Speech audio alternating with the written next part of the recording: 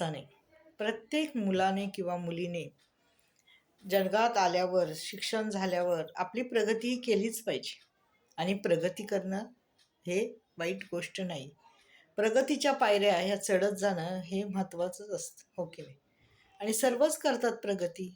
पण प्रगती अशी करा की आपल्या घरातली माणसं दूर जाणार नाहीत. अशी प्रगती करा की तुम्ही काही गोष्ट केली तर त्याचा तुम्हाला अहंकार येता कामा नये. ती आपल्या घरातल्या लोकांना घेऊन केलेली प्रगती कधीच फायद्याची असते, नेहमी फायद्याची असते, आशीर्वाद फायद्याचे असते. आपल्या अहंकारापोटी आपल्या इमेज आपली म्हणजे आपण कमीपणा घ्यायचा नाही कुठल्या गोष्टीला. पण कमीपणा घ्यायचा कोणाच्या पुढं? आपल्या घरातल्या ज्या व्यक्तीने आपल्याला लहानसं मोठं केलेलं आहे त्या व्यक्तीच्या पायाशी राहणं हे फार महत्त्वाचं आहे, हो की नाही? मग ते आई-वडील असू द्या, आजी-आजोबा असू द्या, मामा-मामी असू द्या, काका असू द्या, मावशी असू द्या.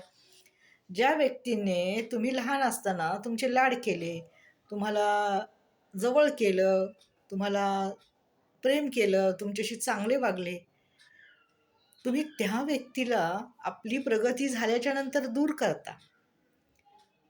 हे बरोबर नाही आहे, माहिती आहे का?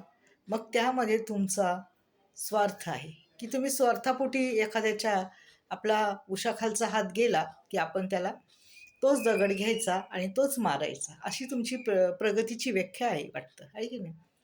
प्रगती अशी असावी की आपल्या आजूबाजूच्या लोकांना न दुखवता आपण उंच शिखर गाठावे, माहिती आहे? परंतु काही काही लोक प्रगती करतात, त्यांच्यामध्ये अहंकार, घमेंड, पैशाचा माज ह्या गोष्टी येऊन तिथे त्यांच्या राहतात. मग ज्यांनी त्यांच्यावर उपकार केले, ज्यांनी त्यांना लहानसं मोठं केलं, त्यांना ते विसरून जातात. ते म्हणतात केलं तर काय झालं, सगळेच करतात, हो ना? मग तुम्ही पण केलं तर काय झालं, सगळेच आईवडिलांसाठी करतात, हो की नाही? एवढं खरं आहे की नाही? बरोबर आहे का नाही? जशास तसं